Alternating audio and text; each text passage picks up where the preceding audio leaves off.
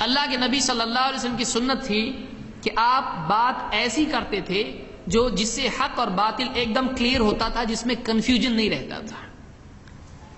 بعض لوگ ایسی بات کرتے ہیں، اتنی سپیڈ میں بات کرتے ہیں کہ سمجھ میں نہیں آتی، اور ایسے بڑے بڑے الفاظ استعمال کرتے ہیں کہ آدمی آنکھیں اس کی بھویں توڑ جاتی لیکن کان جھک جاتے ہیں۔ یہ اپنے کام کی نہیں ہے، بہت بڑی بات، ٹاپ لیول کی، بہت ہائی لیول کی ہے، اپنا سر تو کیا ہاتھ بھی نہیں جا سکتا وہاں تک، کیا فائدہ۔ آپ صلی اللہ علیہ وسلم کی بات قابل فہم ہوا کرتی تھی، اسی لیے عائشہ رضی اللہ تعالیٰ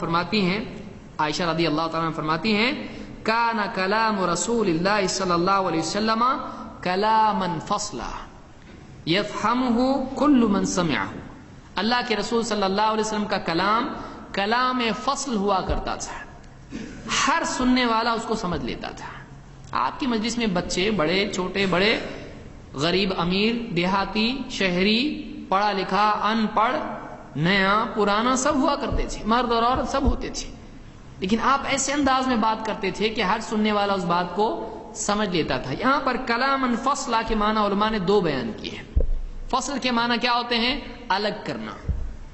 فصل کو فصل کیوں کہتے ہیں؟ کاٹ کے الگ کی جاتی ہے۔ یوم الفصل قیامت کے دن کو بھی کہا گیا ہے، کیوں؟ اچھے برے، وامتازوا اليوم ایھا المجرمون، اچھے اور برے اس دن الگ ہو جائیں گے، فاصلہ ان میں ہو جائے گا۔ آپ کا کلام فصل تھا، یعنی آپ جب بات کرتے تھے تو حق اور باطل الگ ہو جاتا تھا۔ قد تبین الرشد من الغی، ہدایت گمراہی سے الگ ہو چکی ہے۔ آپ جب بات کرتے تھے تو حق اور باطل الگ ہو جاتے تھے۔ اس معنی میں آپ کا کلام تھا کہ کنفیوژن، ڈاؤٹ باقی نہیں رہتا تھا۔ نمبر 2، آپ کا کلام فصل تھا، آپ رک کے بات کرتے تھے، آپ تلاوت بھی ویسے ہی کرتے تھے، ایک آیت پڑھ کے پھر رکتے تھے، پھر دوسری آیت پڑھتے تھے۔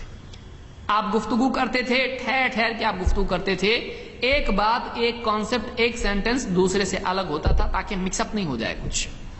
تو یہ کلام فصل آپ کا ہوا کرتا تھا۔ ٹیچر کو چاہیے کہ وہ ایسے انداز میں بات کرے کہ بات واضح ہو، اور بات کیسی ہونا چاہیے؟ قول فصل ہونا چاہیے۔ یہ ابو داؤد کی روایت ہے۔